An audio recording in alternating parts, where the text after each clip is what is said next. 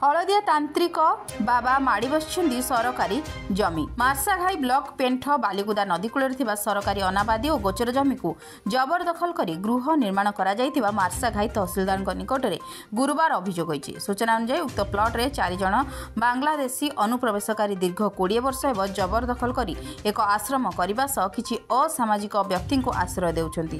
तेबे यह आश्रमर जैनिक हलदिया बाबा नाम परिचित बंगीय व्यक्ति निजर प्राधान्य जाहिर करछंती। वर्तमान राज्य सरकार निर्देश क्रमे विभिन्न सरकारी जमी जबरदखल को उच्छेद करा जाउछि। पेंठ ग्रामर युव समाजसेवी रमाकांत सामंतराय नेतृत्व में सामाजिक कर्मी माने मार्साघाई तहसिलदार समेत अतिरिक्त जिलापाल नीलू महापात्र को भेटी उच्छेद पर दाबीपत्र प्रदान करछंती। मार्साघाई ब्लॉक रे अनेक भूमिहीन परिवार जमी पाउ नथिबा बेले किछि कुचक्री गोष्ठीर व्यक्ति माने ग्रामांचल रे जबरदखल करी अट्टालिका निर्माण करुछंती। एणु एही घटना को केन्द्रापड़ा जिलापाल तदंत करी उचित पदक्षेप नेबा पई केन्द्रापड़ा सचेतन नागरिक मंचर सभापति तुषार स्वाई एवं संपादक दमयंती बेहेरा और मानसी गोछायत दाबी करछंती। ना आपण जहाँ कहले प्रकृत में आम इमिडिएटली तहसिलदार कहूँ से तथ्यात अनुधान करेंगे तदंत कर रिपोर्ट देले आम जदि प्रकृत में एक सरकारी जगह को एनक्रोच कर एमती करवाटा ठीक नुह आउे जदि एमती गोटे माने इश्यू जहाँ कहते प्रकृत में सेठी भी आम निश्चित भाव आईन अनुसार कार्यानुष्ठान ग्रहण करने पदक्षेप नब। एक प्रकार सबु जगह बाबा मान को 100% बाबा को भंड बोली कह जाए। मु स्पष्ट भाव में कहबी आपन को जो माने किछि न करि पारंते अकर्मा थांते से माने बाबा हुंते।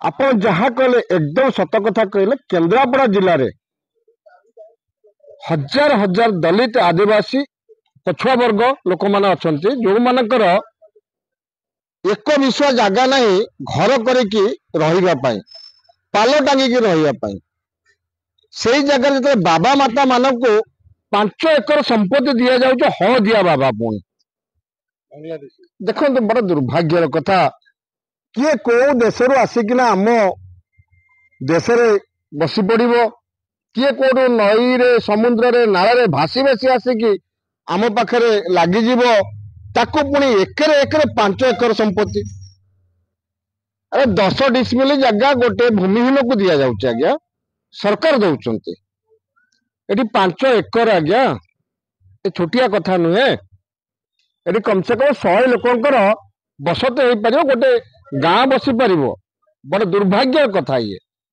से जगह से भली भंड बाबा मान को गिरफ करार अच्छी आ से प्रकृत परिचय खोजिक बाहर कर देखो तो जिते आधार कार्ड 2टा हो गला से आप स्पष्ट भाव जापर निश्चित भाव में फर्जरी कर टाउटरी कर 420 दाबी कौन रखते आम दाबी कर भंड बाबा मान गिरफ करा जाए जो मैंने बाहर देश आसिक आम देश में राज जमाया बसी बांग्लादेश निश्चित भाव में हो से बांग्लादेशी हो पाकिस्तानी हो काजाकिस्तानी हो सामाजिक युवक आज्ञा असामाजिक युवक मान को शासन करने साबार करने जिला प्रशासन पुलिस प्रशासन बसी से कौन कर निश्चित भाव से तहसीलदार को अरेस्ट कर प्रथम जो तहसीलदार जगह दे प्रथम अरेस्ट कर जो नेता रेकमेंड गिरफ कर जो मैंने प्रकृत पाइबार हकदार जो मैंने देशर नागरिक प्रकृत जो मैंने देशर नागरिक जो मूल निवासी जो मैंने एक्चुअली पाइबार हकदार जो मैंने आज समय से पाल खंड टांगिकी रही जगह पाऊना दंडार पड़िया पड़ रोच गिरफ कर तुरंत दाबी कर जिलापाल पाखे तुरंत से गिरफ कर सत्यासत बाहर कर रमन्ना सामंतराय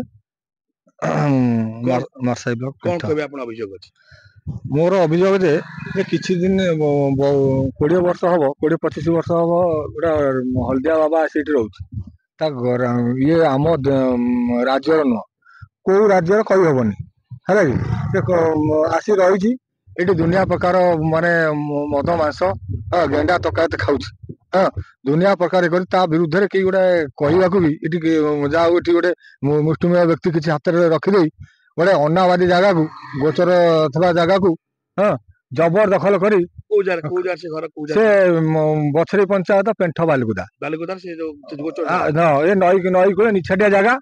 ସେଇଠି ରହି ଗୋଟେ ତାନ୍ତ୍ରିକ ନାଁରେ ଦୁନିଆ ଲୋକଙ୍କୁ ଗୋଟେ ମିଛ ଦବାବ ପକେଇ ଡରେଇ ଧମକେଇ ତାଙ୍କଠୁ ପଇସା ଲୁଣ୍ଠନ କରି କୋଠା ଉପରେ କୋଠା କରି ଅନାବାଦି ଜାଗାରେ ପ୍ରଶାସନ ତା ଦେହରେ ଚୁପ୍। ସରକାର ଜାଗାରେ ସେ କିଭଳି ସେ କଲା, କେମିତି କଲା। ମୁଁ ଆକୁ ଅଭିଯୋଗ କରିଥିଲି ତହସିଲଦାରଙ୍କ ପାଖରେ।